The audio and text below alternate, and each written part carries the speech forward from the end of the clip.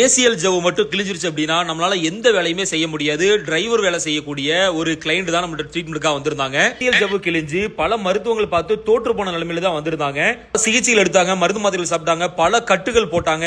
ஒவ்வொரு time driving பண்ணும்போது அந்த முட்டு ஜாயின்ல கடுமையான வலி வேதனையை ரியலைஸ் பண்ணி இறுதியா தான் நம்மள்ட்ட சிகிச்சைக்கு வந்திருந்தாங்க. முதல் சிகிச்சையிலேயே மிகப்பெரிய ஒரு மாற்றம், முட்டுக்குள்ள கடுமையான வீக்கம் இருந்துச்சு. மருந்துகள் சாப்பிட்டா மட்டும்தான், அதாவது பெயின் கில்லர் மருந்துகள் சாப்பிட்டா மட்டும்தான் அப்போதைக்கு நிவாரணம் கிடைக்குது. ஒரு நாளோ 2 நாளோ, மற்றபடி அந்த 2 நாள் கழிஞ்சதுக்கு அப்புறம் கடுமையான வலி அவங்களுக்கு மறுபடியும் வலி வந்துருது. ஏசிஎல் இருக்கக்கூடிய அந்த ஜவ்வு பகுதி, அதாவது நடு பகுதியில கையை வச்சு லைட்டா நம்ம கட்டவரல வச்சு அவங்களை எக்ஸாம் பண்ணும் போதே கடுமையான வலி, ஆணு கத்தக்கூடிய அளவுக்கு வலி இருந்துச்சு. அறுவை சிகிச்சை இல்லாமல் ஏசிஎல் ஜவ்வுக்கு மிக மிக இலகுவான சிகிச்சை எடுத்து இலகுவான முறையில் மீண்டு வரக்கூடிய நிறைய நோயாளிகளுடைய வீடியோ நம்ம போட்டிருக்கோம். அறுவை சிகிச்சை இல்லாமல் காலம் முழுமையா காப்பாத்திக்க நினைக்கக்கூடியவங்க முதல் முறையா இதை முயற்சி பண்ணி பார்க்கலாம். மிக மிக இலகுவான சிகிச்சை, முன்பதிவு அவசியம். நாளைக்கு 5 நபர்களுக்கு மட்டுமே சிகிச்சை அளிக்கப்படுகிறது. ஹிஜாமா நோய் சார்ந்த மருத்துவம்.